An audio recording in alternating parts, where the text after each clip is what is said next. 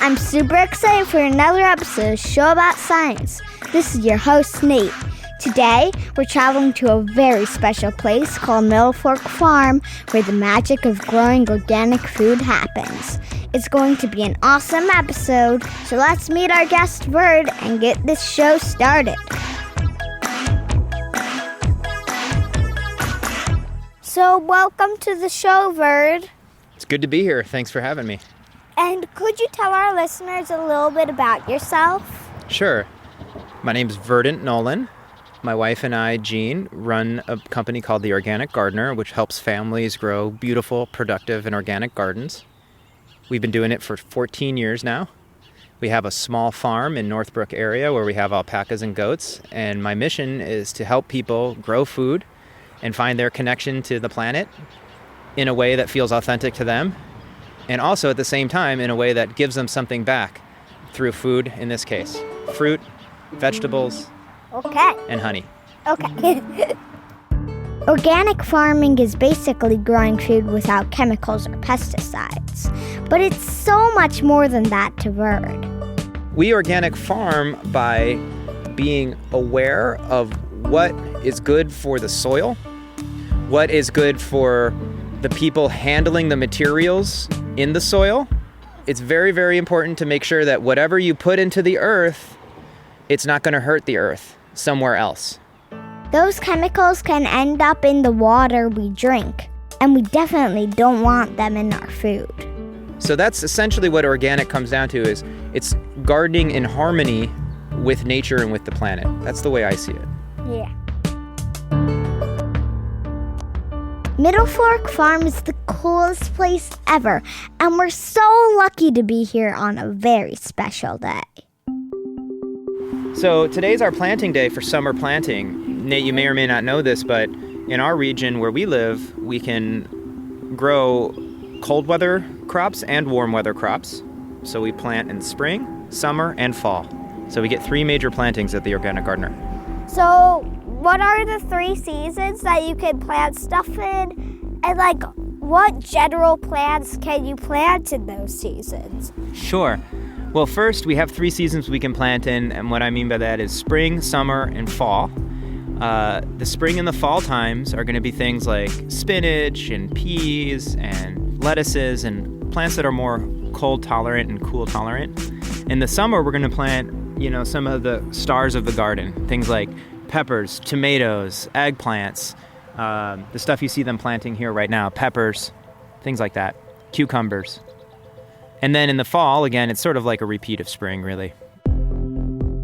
So how did you get interested in all of this? My mom and dad had a small vegetable garden in their backyard in Oak Park. And my parents would pay me a few bucks to go out and harvest tomatoes and clean up the crab apples. And in doing that, I realized that I loved being outside. And when I turned 16, I decided that I wanted to be an organic farmer. And I went to an organic farm, and I began an apprenticeship on how to grow food, and also studied the arts, mainly dance. And that's where I met my wife, Jeanne, and she was my first organic gardening coach.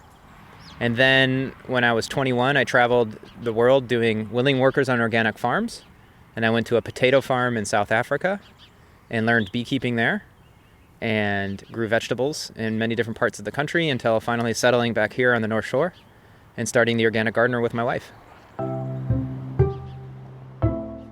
Before coming to Middlefork, I knew farmers used chemical fertilizers to grow their crops, but I didn't know what organic farmers used. So when I found a mushroom in Verd's orchard, I found my answer. Mushrooms are fantastic. You found a mushroom? Let me take a look. I found more than one. That's really exciting. That's great, man. There. That is so great. This is exactly what I've been trying to foster this. So one of the things that's going on, and the reason that I don't till my soil, is because I want mushrooms to grow. The fungal network that happens underneath, the mycelium, which is all the network of all the little hyphae, which are these strands that go beneath the soil. What they do is they take, do you know the difference between soluble and insoluble? No, not really. It just basically means with water, it mixes with water or it doesn't mix with water. Okay? So most fertilizers that farmers use, they're soluble. That means that they wash away with rain and they wash away with water. But in an ideal world, we wouldn't even have to fertilize. What happens is when fungi gets established in the soil, it breaks down insoluble things like little rocks and minerals and fertilizers, and it unlocks them so that the plants can actually take it up through its roots. So this is a really good sign that we see this stuff here, because that means that the fungal networks are becoming strong in here and that this soil is very, very much alive. The ground is alive. Did you put the mushrooms in there? No, these found their way in there through the air, through spores in the air, and because it was left undisturbed, it was able to take root and start to grow. And then this is what's called fruiting. It's a fruiting mass of mushrooms. Now, these mushrooms may or may not be edible. I'm not a mycologist, which is a person who studies mushrooms. They're called a mycologist. But I do know enough to know that it's a great sign to have these here. So, and did you plant the trees? I planted the trees. From like transplant or seed? Transplant. That makes so sense. These are special, trees. very, very special rootstock that the tree that it's actually growing on. Have you ever heard the term grafting? Are you aware of what that is? Not really. It's when you take one kind of tree and you mix it with another type of tree to make what it is that you want. So you might take a tree that grows only to 10 feet tall, in this case, and that's called the rootstock. And then you take a peach and you blend it with that tree by making a little cut, and then you take a little piece of the peach and you put it inside the cut that you make, and then you wrap it up with a bandage. And then eventually, guess what happens? What? That peach grows into the rootstock tree, the small tree that I was telling you about in the beginning. It grows into it and it turns the whole tree into a peach tree. Like this whole tree will only make peaches now. And there's a bunch of mushrooms over here. Yeah, it's mushroom abundance. We've had a lot of rain and we have live soil. But this is a different species of Aren't those cool? Take a look. If you tap them on the top like this, if you just tap them like that, that'll make sure that more... There, look below. Watch really closely. Do you see anything fall out? Can you see that stuff? It's like little dots. See that? Yeah. You know what that is? Those are spores. And when you tap them like that, you're spreading the spores around. Check it out. When you tap it like that, that's millions and millions of little spores that fall to the ground. It's incredible.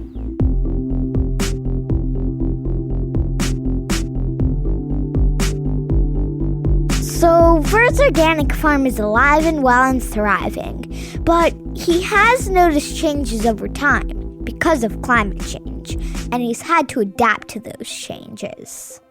Mainly the type of change that I experience is inconsistency of weather.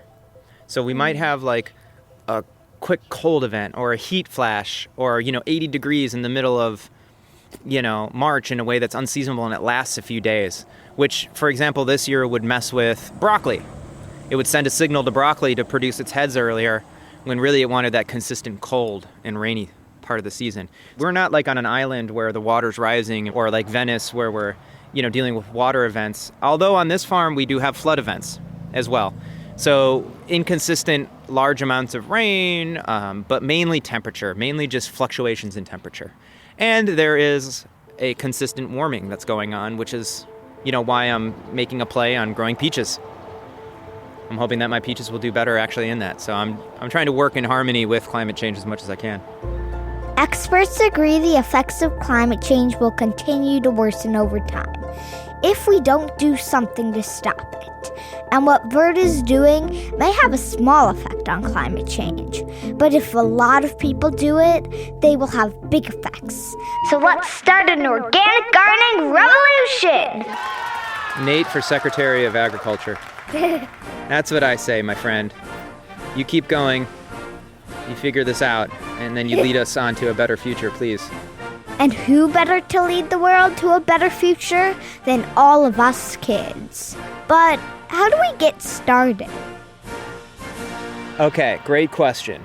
So, all you really need is a box that's about 10 to 12 inches deep, and you fill it with some good soil, and maybe a little bit of compost if you can find it, and plant something in it by seed and keep it watered. Make sure you put it in a sunny spot and experiment and visit it. And just if you continue to come back and visit your plant, and if you listen to what the plant tells you, it will show you what it needs.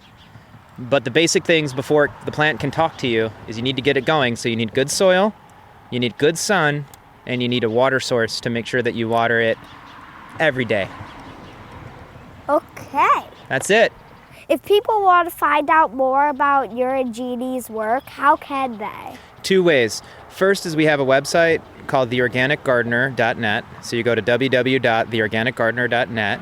Also, my wife has written a lovely book called From the Ground Up, which you can find on Amazon or at your local bookstore. Okay. There you have it, folks. The show about science is complete.